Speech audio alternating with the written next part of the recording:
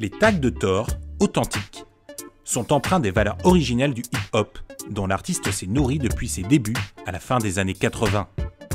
Figure incontournable du graphe parisien, nous l'avons rencontré au jardin du Moulin de la Pointe, devant une de ses nombreuses fresques. Je cogite un minimum quand même, parce que c'est délicat. Quand c'est des fresques en fait, et qu'il y a des visages, tout de suite, un visage, il raconte une histoire, mine de rien. Qu'on le veuille ou qu'on le veuille pas, il raconte une histoire, il raconte, ou alors un milieu social, où on voit quelque chose tout de suite. Ça. Donc je ne pouvais pas jouer à n'importe quoi non plus. Et Thor sait que pour faire passer son message, il doit, comme dans les meilleurs titres de l'histoire du hip-hop, travailler en simplicité. J'aime bien utiliser peu de moyens pour exprimer beaucoup de choses. Voilà. Même si là, ça peut donner l'illusion qu'il y a plein de couleurs, finalement, si on se pose 2 minutes sur la question, il n'y en a pas tant que ça en fait.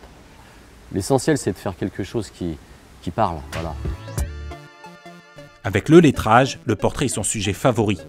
J'ai toujours dessiné donc des portraits en fait chez moi. Quand je dessinais, je faisais des visages. J'ai toujours été attiré par les physionomies en général, même les transports en commun.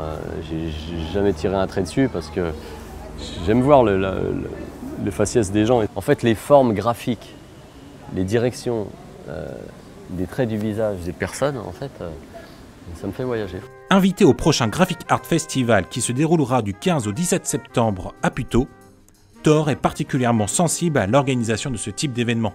Ouais, non, mais on peut pas rêver mieux, franchement. On a tellement pensé à ça pendant des années. Parce que on s'exprimait presque pour personne. Parce que quand on s'exprimait longtemps, on s'exprimait dans des friches, comme je t'ai dit tout à l'heure, sur des terrains vagues, qui étaient finalement fermés, qui étaient des zones de travaux, qui n'étaient pas officielles. Et du coup, on travaillait que pour nous. Donc maintenant, on peut pas cracher sur le fait qu'il y ait des gens qui viennent vers nous et qui nous demandent de faire des choses. On avance, on ne sait pas où on va vraiment. Et puis, ça semble payer maintenant. C'est super. C'est magnifique, franchement.